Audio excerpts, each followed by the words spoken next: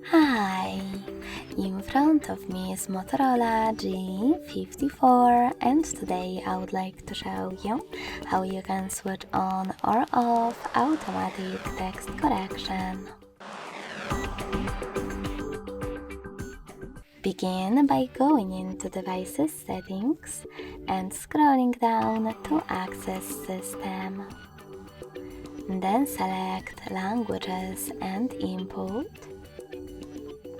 on-screen keyboard and keyboard.